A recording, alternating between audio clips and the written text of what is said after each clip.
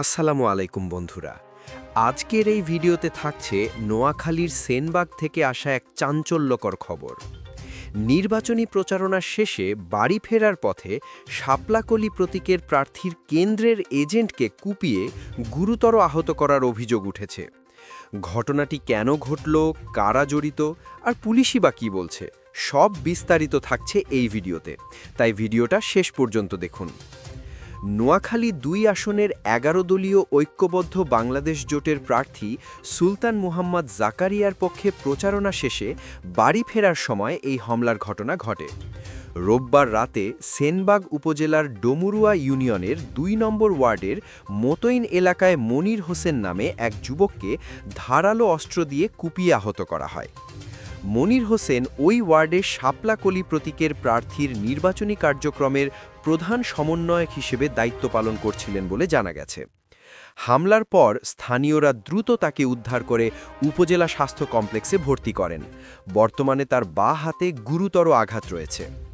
এ বিষয়ে ১১ দলীয় জোটের প্রার্থী সুলতান মোহাম্মদ জাকারিয়া বলেন, আমাদের নির্বাচনী মিছিল শেষে বাড়ি ফেরার পথে কয়েকজন দুর্বৃত্ত মনিরকে চাপাতি দিয়ে আঘাত করে পালিয়ে গেছে।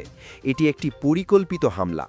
তিনি আরও অভিযোগ করেন, প্রচারণা শুরুর পর থেকেই তার ব্যানার ছেঁড়া, পুড়িয়ে দেওয়া এবং কর্মীদের উপর হামলার মতো ঘটনা ঘটছে। তার ভাষায়, একটি গোষ্ঠী নির্বাচনকে সামনে রেখে এলাকায় ত্রাসের রাজত্ব কায়েম করতে চাইছে।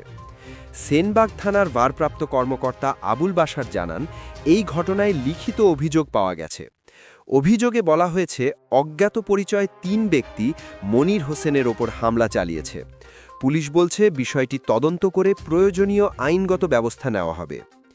নির্বাচনের সময় এ ধরনের সহিংস ঘটনা নতুন কিছু নয়, তবে বারবার এমন ঘটনা ঘটলে সাধারণ মানুষের মধ্যে আতঙ্ক তৈরি হয় এবং নির্বাচনের পরিবেশও প্রশ্নের মুখে পড়ে। এখন দেখার বিষয়, এই হামলার সঙ্গে কারা জড়িত এবং তদন্তে কি বেরিয়ে আসে। আপনারা এই ঘটনা সম্পর্কে কি মনে করেন? কমেন্টে অবশ্যই আপনার মতামত জানান। ভিডিওটি তথ্যবহুল মনে হলে লাইক দিন, বন্ধুদের সাথে শেয়ার করুন, আর এমন আরও আপডেট পেতে এখনই আমাদের চ্যানেলটি সাবস্ক্রাইব করে বেল আইকনে ক্লিক করুন।